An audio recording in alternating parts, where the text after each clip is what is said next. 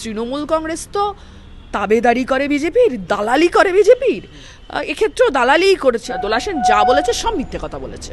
ওরা ধর্মঘটের বিরোধিতা করেছে, কিন্তু তবুও রাস্তায় শ্রমিকেরা নেমেছে, ধর্মঘট কিন্তু আমাদের সফল হয়েছে বহুলাংশে। শুনেছি তৃণমূলের সব শ্রমিকের নেতা টেতারা বলেছে, দেখুন ওরা মিথ্যে কথা বলে, ওরা সব বিষয়ে মিথ্যে কথা বলে, এই বিষয়ে মিথ্যে কথা বলছে।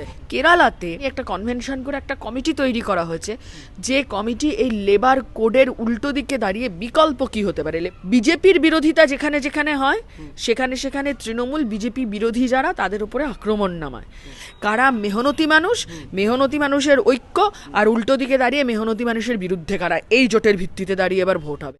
দিদি, তৃণমূলের পক্ষ থেকে দোলা সেন বলছে যে কেরালা সরকার কেন্দ্রীয় সরকারকে সাহায্য করেছে রুল জারি করে, এবং এইদিকে আপনারা পশ্চিমবঙ্গে ধর্মঘট করছেন, কেন করছেন? শ্রমকোড নিয়ে প্রথম কথা হচ্ছে যে রুল জারি করা রাজ্যের অধিকারের মধ্যে পড়ে। দ্বিতীয়ত হচ্ছে যে আমাদের রাজ্য সরকার রুল জারি করেনি, এর মানেটা হচ্ছে রাজ্য সরকার যদি রুল জারি না করে তাহলে সেটা কেন্দ্রের সরকারের যা রুল আছে একদম হুবহু সেটা মানতে হবে।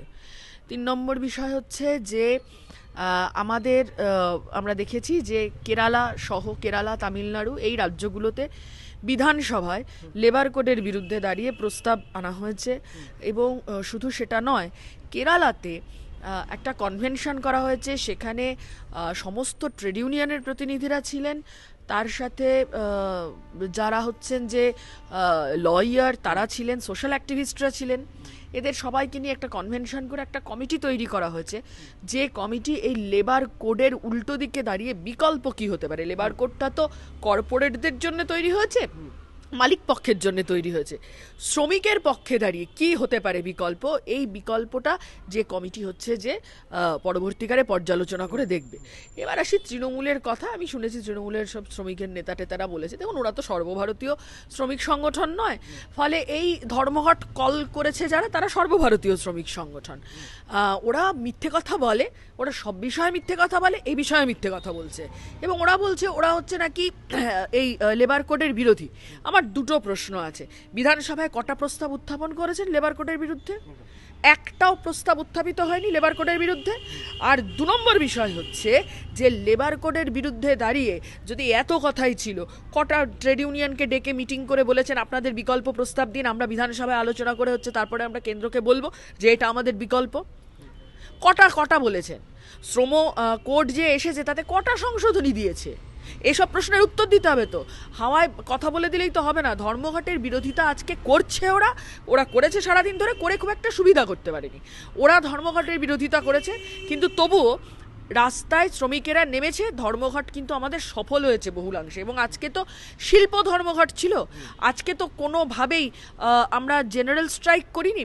তার কারণ পরীক্ষা শুরু হয়েছে আজকে থেকে, এইচএস আইসিএসসি বোর্ডের পরীক্ষা চলছে, সিবিএসসির পরীক্ষা চলছে না হয়তো, রুটিন পরীক্ষা নেই, কিন্তু বিভিন্ন জায়গায় প্র্যাকটিক্যাল চলছে। সবটা মিলিয়ে দাঁড়িয়ে আমরা এখানে হচ্ছে যে পরীক্ষার সঙ্গে যা যা যুক্ত তার মধ্যে একটা বড় হচ্ছে গণপরিবহন বাদ দিয়ে আমরা হচ্ছে সর্বত্র ধর্মঘট, শিল্প ধর্মঘটে সামিল হয়েছি।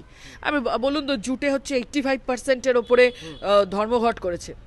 সর্বত্র দাঁড়িয়ে চা বাগান থেকে শুরু করে, কয়লা শিল্প থেকে শুরু করে, সংগঠিত ক্ষেত্র থেকে শুরু করে অসংগঠিত ক্ষেত্র, সর্বত্র ধর্মঘটে মানুষ সামিল হয়েছে। ওরা কি চেষ্টা করেছিল? ওরা আজকে চেষ্টা করেছিল যে ধর্মঘটটা ভাঙতে হবে, তার জন্য আমাদের ধর্মঘটীদের ওপরে কোথাও কোথাও দাঁড়িয়ে আক্রমণ করেছে, এবং তার সাথে আমরা দেখেছি প্রায় 100 খানেক লোককে অ্যারেস্ট করেছে, গোটা রাজ্য জুড়ে অ্যারেস্ট হয়েছে, ছাড়তে বাধ্য হয়েছে।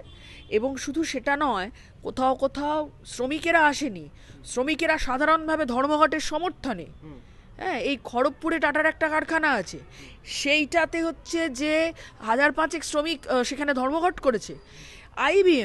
আইবিএমের মতন সংস্থায় 150-র ওপর শ্রমিক তারা হচ্ছেন যে আজকে ধর্মঘটে সামিল হয়েছেন। গোটা আইটি সেক্টর জুড়ে, এই গোটা গিগ ওয়ার্কাররা, হ্যাঁ, ব্লিঙ্কিটের একাধিক হাব, মানে আমি একদম বলতে পারি নির্দিষ্ট করে যে এই সমস্ত হাবগুলোতে ধর্মঘটে সামিল হয়েছে। ওরা চেয়েছিল অন্য কর্মী ভাড়া করে এনে, বাইরে থেকে এনে কারখানা খোলানোর অনেক জায়গাতে চেষ্টা করেছে সারা রাজ্য জুড়ে, সফল হয়নি।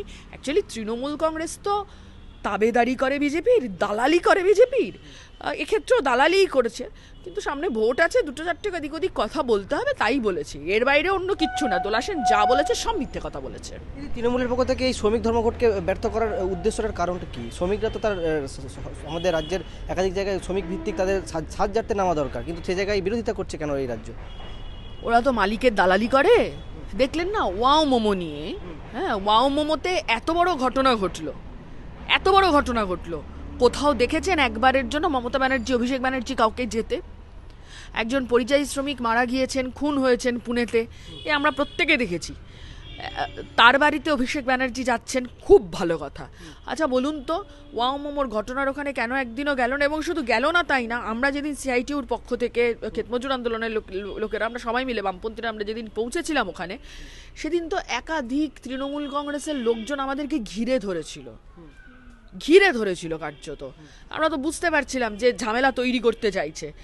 আর বলুন তো, দাঁড়িয়ে কোথায় আজকের দিনে বিজেপির বিরোধিতা যেখানে যেখানে হয়, সেখানে সেখানে তৃণমূল বিজেপি বিরোধী যারা, তাদের উপরে আক্রমণ নামায়। আর এই যে বললেন শ্রমিকের পক্ষে থাকা, এই পরিবহনের জন্য যা যা আইন হয়েছে, নতুন নতুন ফাইনের আইন কেন্দ্রীয় সরকার করেছে, আমার রাজ্যের সরকার প্রতিটা ইমপ্লিমেন্ট করেছে। আপনি একটা ক্ষেত্র দেখান যেটা আমার রাজ্যের সরকার শ্রমিকদের পক্ষে দাঁড়িয়ে কাজ করতে চেয়েছে, একটা এরকম ক্ষেত্র দেখাতে পারবেন না। ওয়াও মোমোতে হচ্ছে ওদের খুঁজে পাওয়া যায় না, কারণ ওরা মালিক পক্ষের লোক। আবার দাঁড়িয়ে আজকে কেন, এর আগেও যখন শ্রমকর্মীর বিরুদ্ধে দাঁড়িয়ে ধর্মঘট হয়েছে, তখনও ওরা শ্রমকোডের বিরুদ্ধে দাঁড়িয়ে যারা ধর্মঘট করেছে, ওরা ধর্মঘটীদের বিরুদ্ধে দাঁড়িয়েছে বরাবরের জন্য গোটা পুলিশ প্রশাসন বাহিনী নিয়ে। সামনেই তো 26 নির্বাচন, এই শ্রমিকদের পক্ষে বরাবরই বামপন্থীরা, তৃণমূল তাদের বিরোধিতা করছে, এর ফল কি 26 নির্বাচনে পড়বে, বোঝাতে পারবে বামপন্থীরা? অবশ্যই পড়বে। এটা ওরা জানে যে মেহনতি মানুষ গোটা পশ্চিমবঙ্গ জুড়েই মেহনতি মানুষ জোট বাঁধছে। আর মেহনতি মানুষ জোট বাঁধছে বলেই, এটা ওরা জানে বলেই, আজকেও দাঁড়িয়ে শুভেন্দু অধিকারী থেকে মমতা ব্যানার্জি, এরা সবাই মিলে হচ্ছে হিন্দু, মুসলিম, বাঙালি, অবাঙালি, এই গোটাটাতে হচ্ছে আমাদেরকে ভাগ করার চেষ্টা করছে। আমি বলছি, ওরা হিন্দু, মুসলিম, বাঙালি, অবাঙালি এরকম যত খুশি ভাগ করে নিক, এ বাংলায় এবার ভোট হবে কারা মেহনতি মানুষের ঐক্য, আর উল্টো দিকে দাঁড়িয়ে মেহনতি মানুষের বিরুদ্ধে কারা, এই জোটের ভিত্তিতে দাঁড়িয়ে এবার ভোট হবে, অন্য কিচ্ছুর ভিত্তিতে নয়।